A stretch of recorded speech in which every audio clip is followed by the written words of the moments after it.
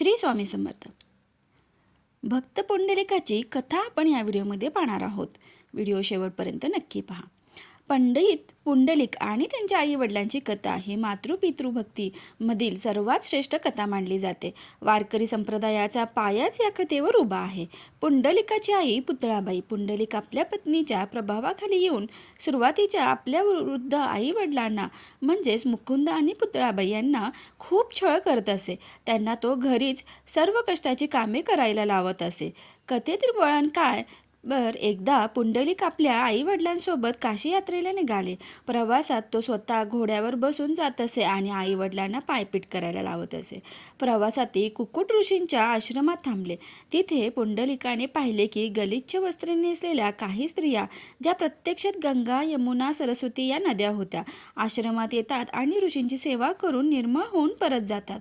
पुंडलिकाला जेव्हा हे समजले की ऋषींच्या मातृपितृसेवेमुळेच हे शक्य झाले आहे, तेव्हा त्याचे डोळे उघडले. त्याला आपल्या वागण्याचा पश्चाताप झाला.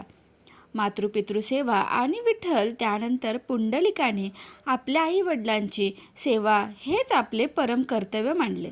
तो इतका तल्लीन होऊन सेवा करू लागला की खुद्द भगवान विष्णू म्हणजेच आपले विठुराय त्याला दर्शन देण्यासाठी पंढरपुरात आले. त्यावेळी पुंडलिक आपल्या आईचे पाय चेपत होता. भगवंतांनी हाक मारली असता पुंडलिकाने आईच्या सेवेत खंड पडू नये म्हणून देवाला उभे राहण्यासाठी जवळील एक वीट भिरकावली आणि सांगितले, माझी आईची सेवा पूर्ण होईपर्यंत या विटेवर उभे राहा. तर महत्त्व काय आहे?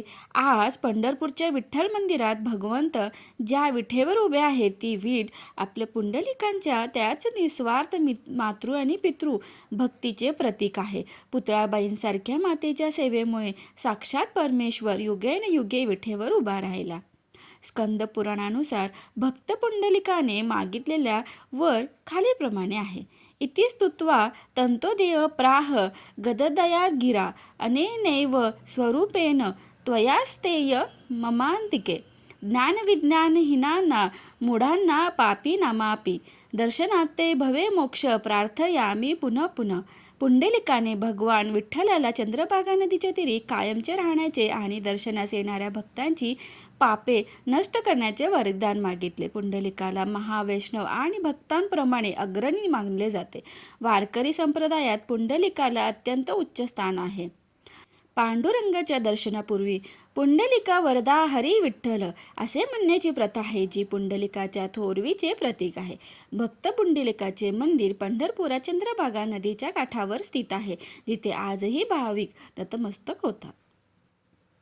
माहिती कशी वाटली? व्हिडिओला लाईक, शेअर आणि कमेंट करून नक्की सांगा.